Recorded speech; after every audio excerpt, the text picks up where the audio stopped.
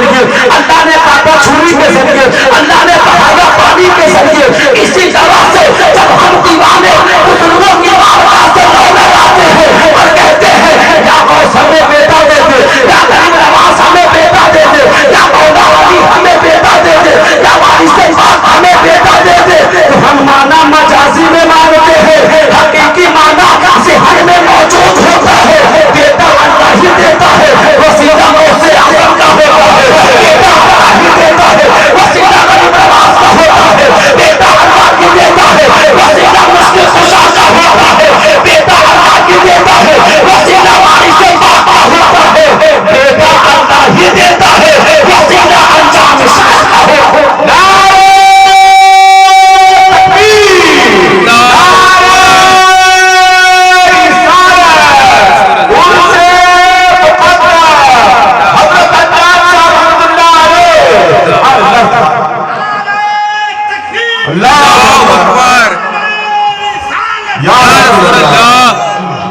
زندہ باد یا علی، زندہ باد. کیا پتا چلا، کیا پتا چلا؟ دیتا اللہ ہی ہے لیکن ڈائریکٹ نہیں دیتا، وسیلہ بنا کر دیتا ہے. بے شک. اور اگر وہ ڈائریکٹ دیتا تو کیا ضرورت تھی؟ اللہ نے قرآن میں فرمایا وَإِذْ قَالَ رَبُّكَ لِلْمَلَائِكَةِ إِنِّي جَاعِلٌ فِي الْأَرْضِ خَلِيفَةً. اللہ نے فرمایا فرشتوں سے، فرشتوں میں زمین پر اپنا خلیفہ بنانے والا ہوں، اپنا نائب بنانے والا ہوں. حضرت بیٹھے ہیں. فرشتوں نے بولا بھی تھا کیوں بنانا چاہتا ہوں، ہم لوگ بھی تو تیری عبادت کے لیے. خلیفہ بنانے کی کیا ضرورت؟ خلیفہ کیوں بنایا جاتا ہے؟ پھر نظام سے پوچھئے، علماء سے پوچھئے تو تین وجوہات بیان کرتے ہیں. کیا اگر اپنے مرنے کا ڈر ہو، یقین ہو تو خلیفہ بنا دو، اس لیے کہ آپ کے مرنے کے بعد، آپ کے انتقال کے بعد آپ کے مشن کو وہ چل سکے، آپ کی تحریک پر وہ کام کر سکے، اس لیے خلیفہ بنا دو. پہلی وجہ بیان کرتے. دوسری وجہ بیان کرتے ہیں اپنے غائب ہونے کا امکان ہو تو خلیفہ بنا دو. غائب ہونے کا مطلب کیا؟ ابھی میں بھاگلپور میں ہوں، کل میں جاؤں گا پٹنہ، تو یہاں سے میں چلا جاؤں گا تو میری جگہ پر بیٹھ کر کے میرے مشن پہ کام کرنے والا ہونا چاہیے. کیا تو اپنے غائب ہونے کا امکان ہو تو خلیفہ بنا دو. تو تیسری وجہ بیان کرتے ہیں نظام میں حکومت اتنا بڑا ہو کہ اکیلا چلا نہ سکے تو خلیفہ بنا دو. تین وجوہات بیان کرتے ہیں. مرنے کا ڈر تو خلیفہ بناؤ، غائب ہونے کا امکان تو خلیفہ بناؤ. اگر نظام حکومت اکیلا چلا نہ سکے تو خلیفہ بناؤ. مولا تجھے خلیفہ بنانے کی کیا ضرورت؟ تجھے موت آتی تھی، تجھے نیند بھی نہیں آتی. بولی نا، تجھے تو نیند بھی نہیں آتی، تجھے موت آتی نہیں، تو ہمیشہ سے ہے، ہمیشہ رہے گا. تو غائب ہوگا نہیں. ان اللہ علی کل شیء قدیر، تو ہر شے پر قادر ہے. مولا تجھے خلیفہ بنانے کی کیا ضرورت؟ سید صاحب اللہ کی فکر بول پڑی، علامہ انوار الحق اسماعیل صاحب اللہ کی فکر بول پڑی. سنو، وہ رب کی ذات ہے جو عالم تقدس میں ہے اور بندہ تنزل ہی تنزل میں ہے. رب چاہے تو وہ ڈائریکٹ فیض دے سکتا ہے، لیکن مخلوق کے اندر اتنی طاقت نہیں کہ وہ فیض لے سکے. بے شک. اگر آپ پہنچ رہے ہیں تو کہیے سبحان اللہ، سبحان اللہ، کہیے سبحان اللہ، سبحان اللہ. اور بیداری سے دونوں ہاتھوں کو اٹھا کر کہے یا رسول اللہ، یا رسول اللہ. اللہ نے ہاتھ دیا ہے، ہاتھ میں طاقت ہے، کوئی بیماری نہیں ہے، پریشانی نہیں ہے، تو آپ کو ننھے علی اصغر کا واسطہ ہے، حضرت عباس کے کٹے ہوئے بازوں کا واسطہ ہے. دونوں ہاتھوں کو اٹھاؤ، مٹھیاں باندھ کر کہے یا رسول اللہ، یا رسول اللہ، یا رسول اللہ.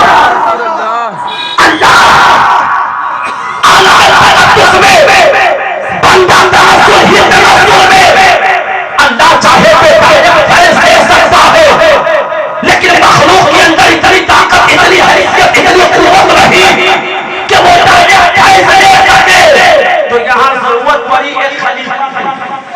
بھی خلیفہ کون؟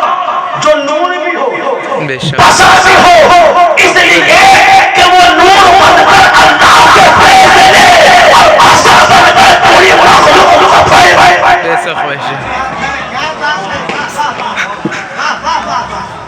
دیتا وہی ہے، دیتا وہی ہے، لیکن ڈائریکٹ نہیں دیتا ہے، وسیلہ بنا کر دیتا ہے۔ اسی سے سمجھ لیجئے نا، وہ رب ہے، وہ حی القیوم ہے، وہ رب ہے، رب سے کل سے کائنات نہ سجایا ہے۔ وہ چاہتا تو بغیر ماں باپ کے آقا بھی بھیج دیتا دنیا میں، بھیج دیتا کہ نہیں بھیج دیتا؟ بے شک اس میں کوئی شک نہیں، ارے بغیر ماں باپ کو حضرت آدم کو پیدا کیا کہ نہیں کیا؟ بغیر باپ کے عیسیٰ علیہ السلام ان کی تخلیق فرمائی نا، وہ چاہتا تو ڈائریکٹ بھیج دیتا، لیکن پیدا وہی کرتا ہے، وسیلہ ماں باپ کا بنا، بے شک وسیلہ ماں باپ کا بنا تو دیتا وہی ہے۔ اچھا ایک بات اور سنیے، میں ایک جملہ بولا کہ بغیر حقیقت اور مجاز کے عقیدہ مکمل نہیں ہو سکتا۔ اصول فقہ ہے، فتوے کا ایک اصول ہے مفتی صاحب، وہ یہ ہے کہ قول ایک ہو، قائل الگ الگ ہو تو قول کا حکم بدل جاتا ہے۔ کیا مطلب؟ بات ایک ہو اور بات کرنے والا الگ الگ ہو تو پھر حکم بدل جاتا ہے۔ مثال کے طور پر کوئی کافر کہے کہ زمین ہمیں رزق دیتی ہے تو اس کا اس جملے کو جملہ کفریہ کیا جائے، بے شک حقیقت پر محمول کر کے جملہ کفریہ کیا جائے، لیکن اچھا کیوں کیا جائے گا؟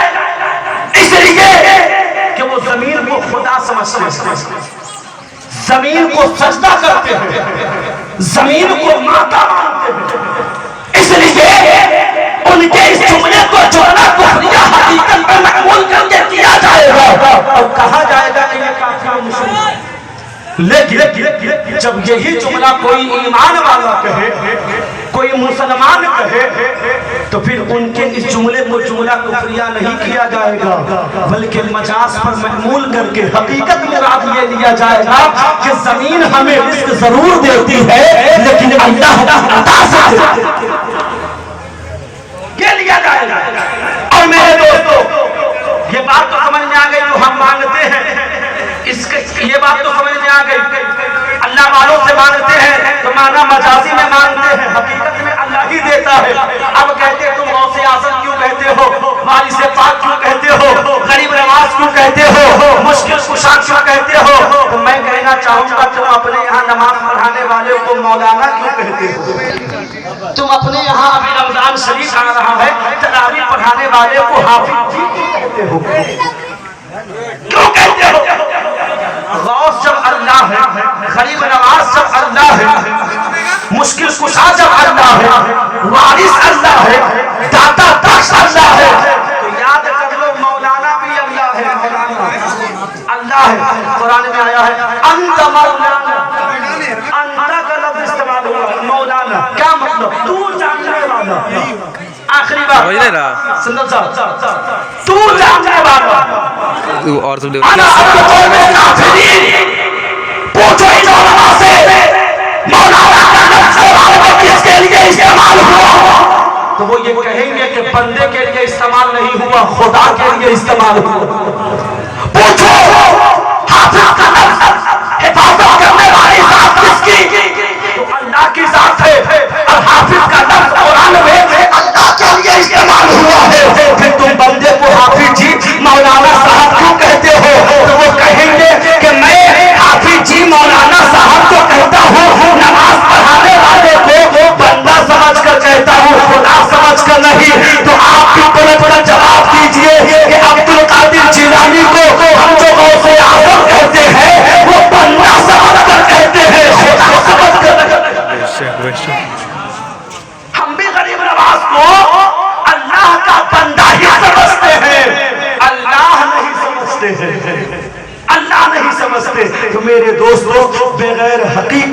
اور مجاز کے عقیدہ مکمل نہیں ہو سکتا.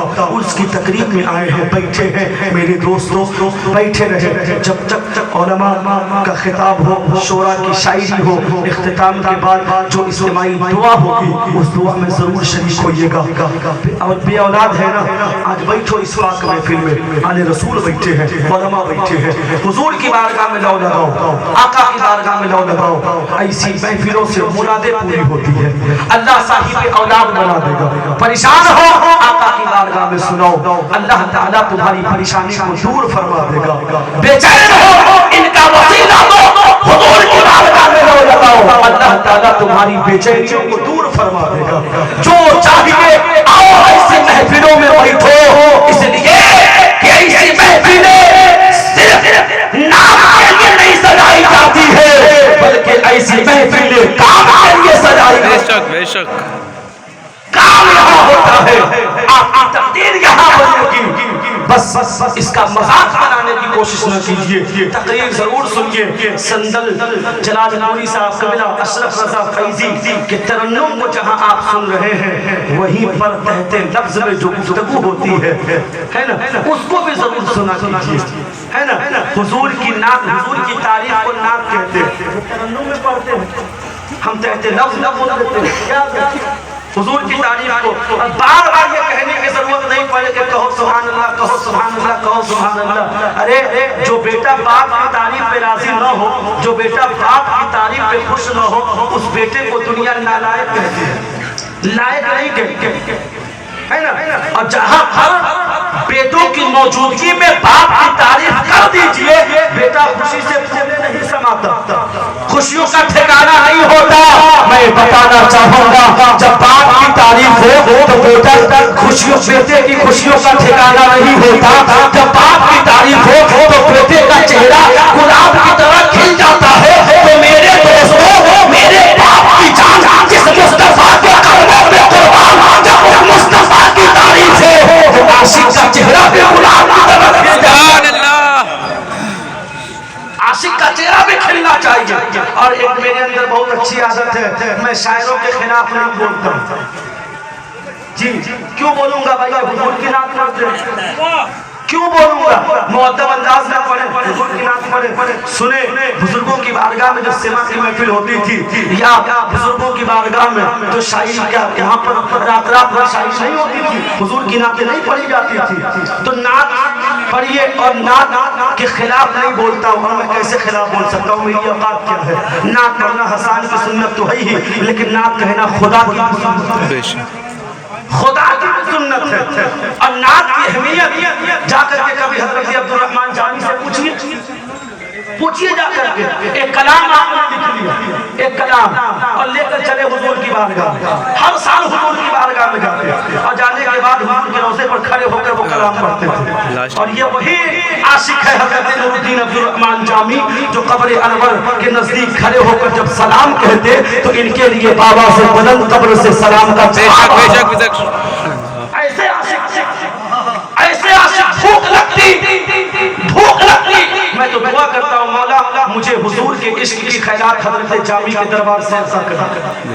میں دعا کرتا ہوں, جاتے حکومت خضرا کے چھاؤں میں جب بھوک لگتی نہ تو کسی سے نہیں کہتے مجھے بھوک لگی ہے کھانا کھلاؤ, بلکہ حضور کی ذات پر یقین اتنا ہوتا تھا کہ گنبد خضرا کے چھاؤں میں بیٹھ جاتے, اور بیٹھنے کے بعد عرض کرتے, یا رسول اللہ, جامی آپ کا مہمان ہے, جامی کو بھوک لگی ہے, آپ جامی کو کھانا کھلائے. حضرت جامی کی آنکھ لگتی, آقا خواب میں تشریف لاتے.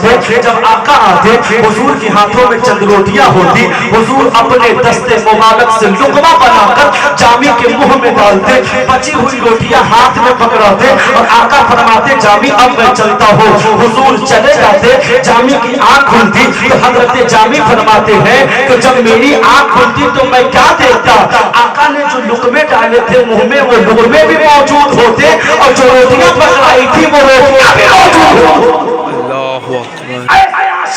حضرت نور الدین عبدالرحمن جامی, ایک کلام آپ نے لکھا, जाने लगे। मक्का शरीफ गए, तमाम हज के अरकानात से फारिग हो गए और फारिग होने के बाद फिर निकले मदीना शरीफ के लिए। इधर ये कदम को बढ़ा रहे हैं, उधर आका हाकिम मदीना के ख्वाब में तशरीफ ला रहे हैं और लाने के बाद कहते हैं देखो एक शख्स आ रहा है, इस निशानी का, इस हुलिये का, जिसका नाम नूरुद्दीन अब्दुल रहमान जामी है। जाओ मदीने की सरहद पे खड़े हो जाओ और जब वो आए तो उसे कह देना आपको मदीना शरीफ आने की इजाजत नहीं। वो हाकिम मदीना ख्वाब से बेदार हुआ, फौरन सिपाहियों को बुलवाया और बुलवाने के बाद भेज दिया। जब सिपाही आकर मदीने की सरहद पर खड़े हो गए, जब खड़े हैं क्या देखते हैं कि जो निशानी बताई गई थी उसी निशानी के तहत एक शख्स आ रहा है। जब वो करीब आते हजरत नूरुद्दीन अब्दुल रहमान जामी रोका गया और वो आने के बाद कहा गया आप ही नूरुद्दीन अब्दुल रहमान जामी है? उन्होंने कहा हाँ मैं ही हूँ। फिर सिपाहियों ने कहा फिर सबको मदीना शरीफ आने की इजाजत है, आपको मदीना शरीफ आने की इजाजत नहीं है। हजरत जामी की चीखें निकल गई। हजरत जामी वही से हुजूर की बारगाह में सदाएं पेश करने लगे। इश्क है जो मदीने की जुदाई बर्दाश्त करने के लिए तैयार नहीं है, इश्क है जो गुंबद खजरा से दूर रखने के लिए तैयार नहीं है, ये आंखें हैं जो बेचैन है रोज़े रसूल को देखने के लिए। हजरत जामी की चीखें निकल रही है, लेकिन दिल में ख्याल आया मुझे सिपाहियों ने इस रास्ते से मना किया है, क्यों नहीं मैं रास्ता बदल दूं, दूसरे रास्ते से हुजूर की बारगाह में जाओ। इधर जामी के दिल में ख्याल आना था, उधर हाकिम मदीना के ख्वाब में मेरे आका का आना।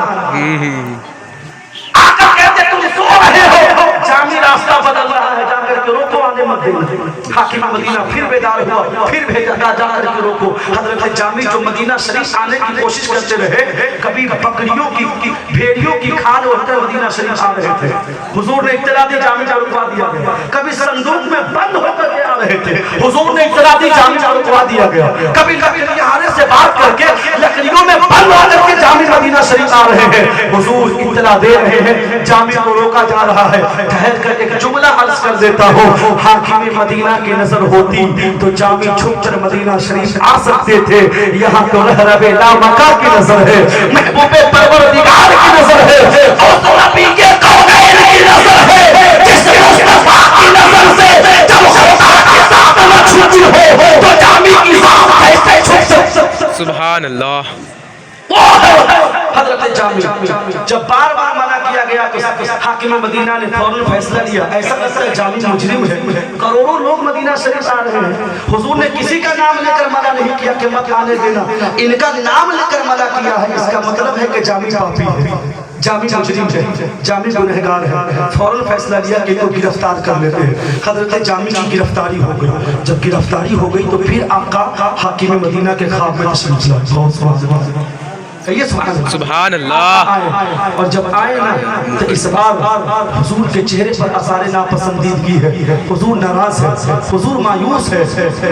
हाकिम मदीना अर्ज करने लगा या रसूल अल्लाह मेरे माँ बाप आपके कदमों पे कुर्बान। आका आप नाराज क्यों हैं, बात क्या है? आका फरमाते हैं सुनो, मैंने अपने जामी को मदीना शरीफ आने से रोकने के लिए कहा था, अपने जामी को गिरफ्तार करने के लिए नहीं कहा था। तुमने मेरे जामी को गिरफ्तार क्यों किया? हजरत मोहतरम जो ही इतना कहना था कि हाकिम मदीना अर्ज करने लगा या रसूल अल्लाह गलती हो गई, माफ फरमाए, लेकिन या रसूल अल्लाह लाखों करोड़ों लोग मदीना शरीफ आ रहे हैं, आपने किसी का नाम लेकर मना नहीं किया, आपने सिर्फ जामी का नाम लेकर मना किया है। तो मुझे लगा कि जामी मुजरिम है, जामी पापी है, जामी गुनहगार है, इसलिए आप जामी को नहीं आने देते। आका फरमाते हैं तुम मेरे जामी को मुजरिम समझ रहे हो, गुनहगार समझ रहे हो, पापी समझ रहे हो, मेरा जामी गुनहगार नहीं है, मुजरिम नहीं है, खताकार नहीं है, पापी नहीं है, बल्कि मेरा जामी तो मेरा आशिक है। हाकिम मदीना अर्ज करने लगा या रसूल अल्लाह क्या आशिकों को भी मदीना आने से रोका जाता है, क्या आशिकों को भी मदीना आने से मना किया जाता है? तो आका फरमाते हैं सुनो, जामी ऐसा वैसा आशिक नहीं है, वो ऐसा आशिक है इस बार जो कलाम लिख करके ला रहा है, अगर वो कलाम लेकर आ गया मेरे रोज़े पर आकर पढ़ देगा तो मुझे कब्र से बाहर निकल कर जामी से मुसाफा करना पड़ेगा। सुभान अल्लाह, सुभान अल्लाह। ऐसे आशिक है, ऐसे आशिक। तो कलाम यही था, सुन लीजिए, मैं अपनी जगह ले लेता हूँ। क्या था? तनम फरसूदा जाम ذی ہجرہ یا رسول اللہ میں آپ کی جدائی میں تڑپ رہا.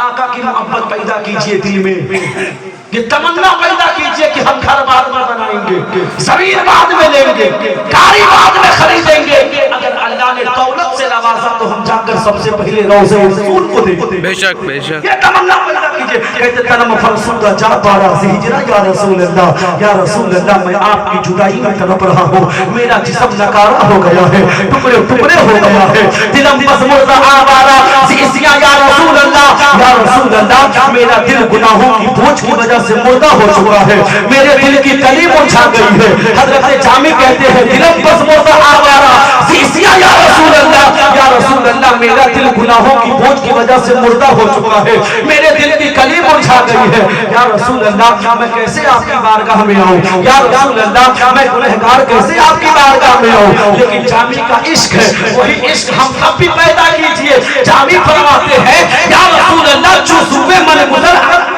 منے مسکی سے ناداری, یا رسول اللہ میں تو نہیں آ سکتا آپ کی بارگاہ میں, لیکن جو صوبے من گزر آ رہی, یا رسول اللہ اگر آپ ہی کرم فرما دے اور آپ ہی جامی کی جانب آ جائے, آپ ہی جامی کی آنگن میں آ جائے, میں نہیں آ سکتا لیکن آپ تو آ سکتے ہیں. آپ کرم فرما دیجئے, آپ آ جائے منے مسکی زناداری.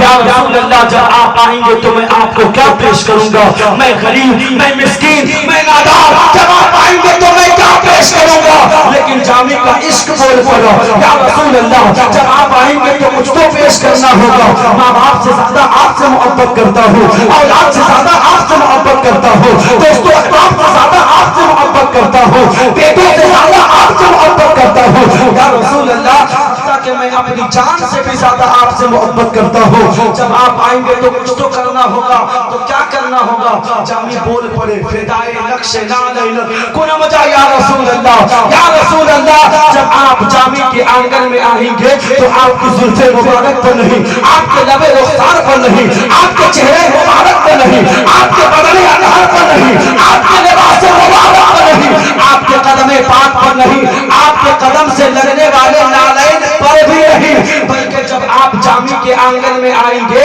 اور آپ کے قدم سے لگنے والے نالین کا نشان کفے پاکا جو جامی کے آنگن میں اتر جائے گا, فدائے نقش نالین کن مجا یا رسول اللہ, یا رسول اللہ بس اسی نشان پر جامی اپنی جان کو قربان کر دے. جو بازوے شفاعت را مشایبر گنہگارا مکن محروم جامی را درآ یا رسول اللہ. اور پھر میرے امام فرماتے سنتے ہیں کہ محشر میں صرف ان کی رسائی ہے, گر ان کی رسائی ہے, لو جب تو بڑائی ہے. یا رسول اللہ سارے صفے محشر میں للکار دیا ہم کو, اے بے قصوں کے آقا اب تیری دعائی ہے. کوئی بات خلاف شریعت نکلی ہو تو میں توبہ کرتا ہوں, آپ حضرات بھی پڑھ لیجئے. سابقہ گناہوں سے بھی اس پاک محفل میں توبہ کیجئے. پڑھیے استغفر اللہ ربی من کل ذنب واتوب الیہ. ایمان کی تازگی کے لیے پڑھیے لا الہ الا اللہ